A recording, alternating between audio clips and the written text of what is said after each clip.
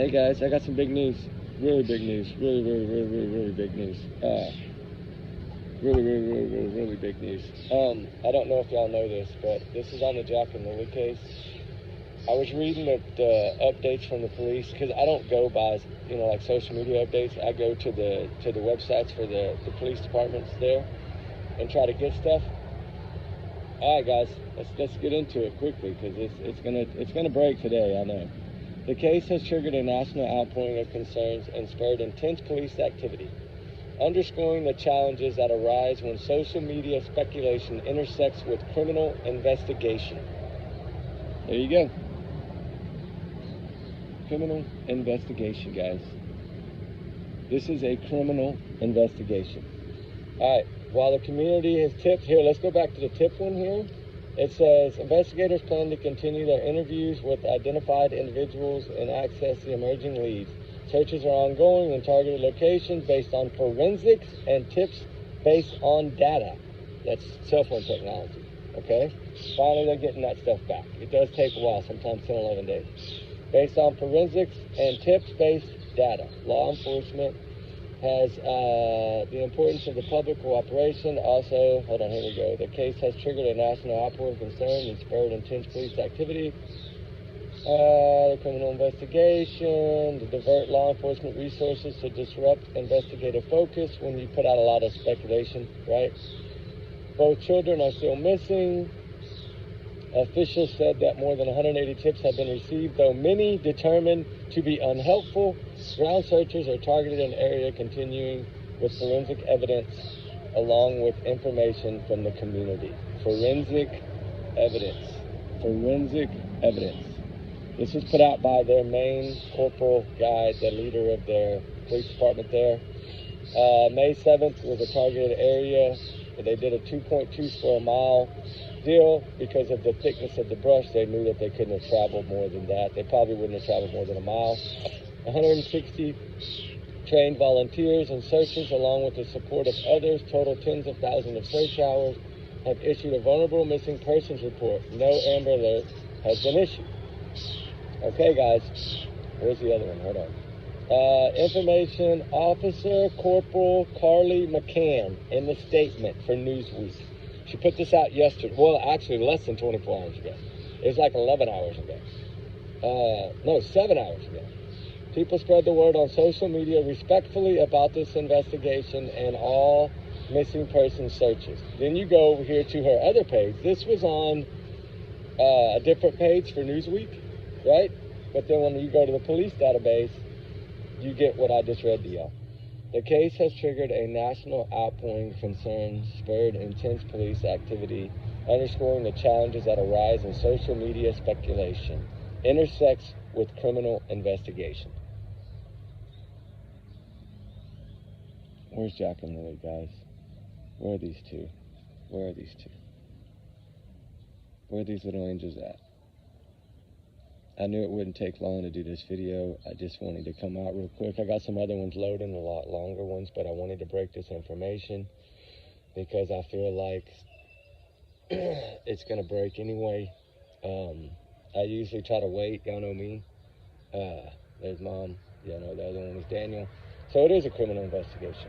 So at least now we know that it's actually way more serious than made out. I don't think this lady meant to let it out. I think it just happened, but you know what? She put it out there for everyone to see. And maybe she's wanting to say, hey, stop the speculation. We already know. I don't know, because they're still asking for social media to help spread their faces, spread the word respectfully, which we have always been respectfully. We have not come out and said, you're 100% guilty. No. We have said there's still a chance that these kids could have wandered off. We don't know that for a fact, right? We don't know that for a fact, guys. Well, I just know now that at least we got some understanding that forensics have been found, forensic evidence to go with the criminal investigation. The RCMP, Public Information Officer Corporal Charlie McCann. Okay, so we know now that they're letting us know. Hey, I'm just going to blow this part of it up because maybe y'all couldn't see it. I don't know. Outpouring concerns, the criminal investigation intersects social media. Yeah, I get it, right? It says individuals with information or whereabouts are urged to contact the Portacan County District RCMP at 902-485-4333 to provide anonymous tips. Contact Nova Scotia Crime Stoppers, which they are involved, 800-222-TIPS. Submit a tip to www.crimestoppers.ns.ca or use P3 Tips mobile app. All right. So, we know now that they're looking for these children and they're searching a targeted area based on basically cell phone technology data, right? We know now that the challenges have arisen because the speculation on social media has intersected with their criminal investigation. So we'll pull back a little, we'll hold our reins, we'll let them do their work. This is all we needed to know. They could have put this out sooner on, and maybe they didn't want to. I don't know if she purposely meant to put this out or if it slipped, but it's out there. Maybe this was an off-the-record talk, I don't know, and they decided to put it on the record. It says they are within 2 square miles in a dense rural forest near the road that the children live on. There's right now, there's 160 trained volunteer searchers. I know a few of them, Mike, Brady. I know a few of the guys out there right now searching. Actually very good people. They found a lot of children, actually. Out of the 180 tips received, most of them were determined to be unhelpful. They have a target area right now based on officers that had analyzed forensic evidence along with information from the community. So little Jack and Lily, keep them in our prayers, guys. Keep them in our thoughts. It looks like it's something bad happened here. I think we're finally learning that, which a lot of us already knew that, and that's what I don't think. I understand they always think that we jumped the gun, but it's all based on our experiences of cases, right? This is how we determine, you know, if there's red flags or not red flags, right? And in this case, we know little Jack and Lily most likely didn't wander off on their own.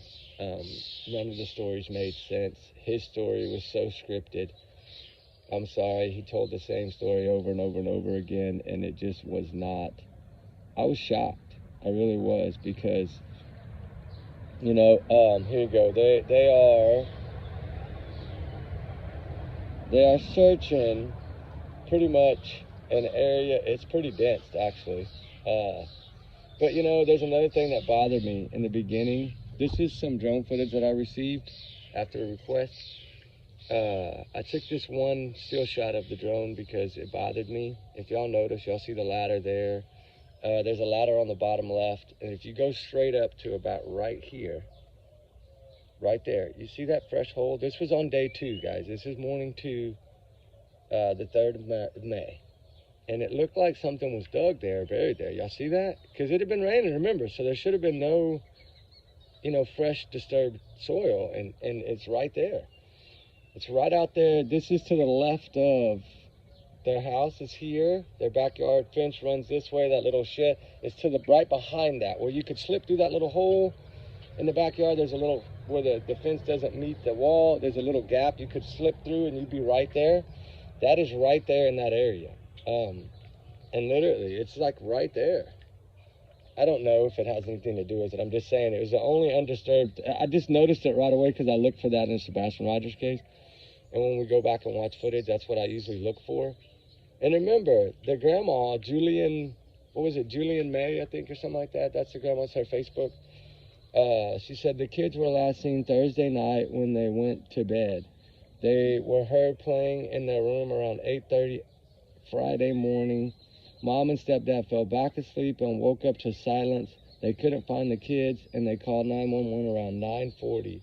Search dogs couldn't find scent past the driveway. Well, we know the driveway was where they went to the bus route. So that should have had their scent, right? Because of the bus route. That's how they got to school, right? But Grandma put that out. And what's interesting about this message from Grandma was the kids were last seen on Thursday night. It's not what we're being told. Daniel told us he saw her that morning. She had on a pink sweatshirt, pink pants, pink boots, and shoulder-length brown hair with bangs. The little boy, now we know just his boots and a diaper, and I don't know where the brown jeans come from because law enforcement didn't put that out. They put out that they were unsure of his clothes. But what gets me is they were heard playing in their room around 8:30 that morning. Okay? So at 9:40, if they fell back asleep at 8:30, they called 911 an hour and 10 minutes later. So how long did they fall back asleep? You're talking an hour and 10 minutes. So did they fall back asleep for 20 minutes? And in this time, you got to remember, in this time, this is what we were told, was before the 911 call, he had jumped in his truck and drove all around, looking in culverts, looking here, looking there, all around the roads around, remember? So just say that's 30 minutes right there, okay? So what, did they wake up at 9? And then he run from 9 to when the police were called? I don't know, but what bothered me was the grandma said search dogs could not find a scent past the driveway. They never told us they went to the driveway. They said they went in the woods. Remember? It's another little thing this is not making any sense. And this is what goes to show you, because this was put out early on, day 3, I think she put this post out to try to stop some of the blowing up of the social media. But you're telling us that they were not seen past Thursday. So, okay, so you've talked to him and her, because you're grandma, so you know. The kids were last seen Thursday night. Okay, so, but he said he saw Lily that morning twice. She poked her head in the room twice. He told them what she was wearing. But if you just poke your head in a room, right? Usually your kids will walk up to the door frame, kind of stick their head just in, right? So how did he know what pants, what boots, what everything she had on if she just peeked her head in the door? See, you get what I'm saying? Like, and I know that they may have just been not used to cameras, but his story has been the same, word for word, guys. He says, I immediately jumped in the truck or car, whatever, drove around, checking culverts, checking roads.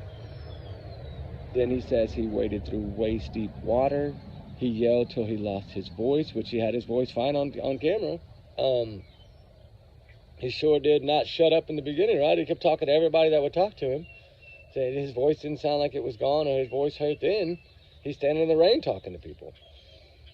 But, you know, we've learned that there was no school on, what day was that? There was no school. Hold on. I think it was, let's see, individuals. The case triggered they're still missing. Corporal McCann told us respectfully. It said something about, I read it, it was about on the law enforcement page, something about they didn't go to school on Thursday and Friday. This is what we're told. Well, the bus driver, evidently there was no school on Wednesday. So the 29th of April was the last day these kids were actually seen by anyone other than the parents, based on what I got off of the website from the police department. So that's telling me that they were not seen past April 29th by anyone other than Daniel and the mom. That's not that good, because that's, like they said, like Pat Brown said, Pat Brown profiler, y'all know I love her. She knows I love her. She's an amazing, incredible woman. She did one. I begged her. I sent her emails. I begged her, please do one on this case. I really want to know what your thoughts are. She, you know me, I try to figure out timelines too, but she basically came up with one quickly of 60 hours. But I think she called the schools and things of that nature. But she works for like FBI secrets. She can do those things, right? They'll talk to her. But really what's not bothering me, but it's shocking me is the targeted locations based on forensics and database tips, right? Law enforcement and the importance of the public cooperation. And I'm wondering what digital technology, we know data, I always look at it as that's phone data or computer data or their modem at their home or anything that could have picked up any phones, right? When you do a dump, you know they did a dump, we know that. They got any cell phone that was in that area. From what I was told, I think they actually did a dump from the 29th to the 2nd. Which would give them all those days, I guess, trying to figure out if there was a party that Thursday or Wednesday, which was the holiday. Wednesday to them, I think, was their holiday. That's when there was no school. I'm guessing that may have been when the party was, because the neighbor clearly said on the Ring camera, you can look at it, there's tons of cars. There were so many cars there that they were parked out on the actual main road, and we know that driveway is huge, guys.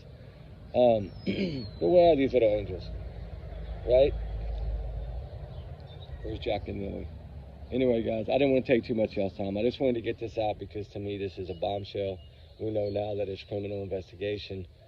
So we'll pull my reins back. I will do a little more digging on the law enforcement side. See what I can come up with, see what more I can come up with. And in the meantime, y'all be good, be safe. We love y'all, guys. Remember, these are just my thoughts, my opinions, my theories. I'm entitled to my free speech, guys. Take it as a grain of salt. Although the law enforcement, the stuff we read, y'all know that's theirs, that's fact, it's put out. It's right here in their, under their website, under the law enforcement website. So you're more than welcome to go dig that up and read it. Y'all saw it here. Trigger warnings always, guys. Y'all's comments, of course, y'all's and y'all's alone, not to reflect the channel. We do our research together because we are a big part of the little family. We love y'all guys so much. And with all this said, keep Jack and Lily in your prayers. We need the truth. We need the answers. We need justice. But mainly of all, most important, they need to be found. There seems to be too many cases going on where these children are not found. These children need to be found. So with that said, just remember my big alleged bubble, guys. And y'all have a wonderful, blessed day, and we'll talk soon. Justice for Jack and Lily, I pray that we get some answers and that they're found. That's the main important. So y'all guys have a wonderful day. We'll talk soon. All right, guys. Bye.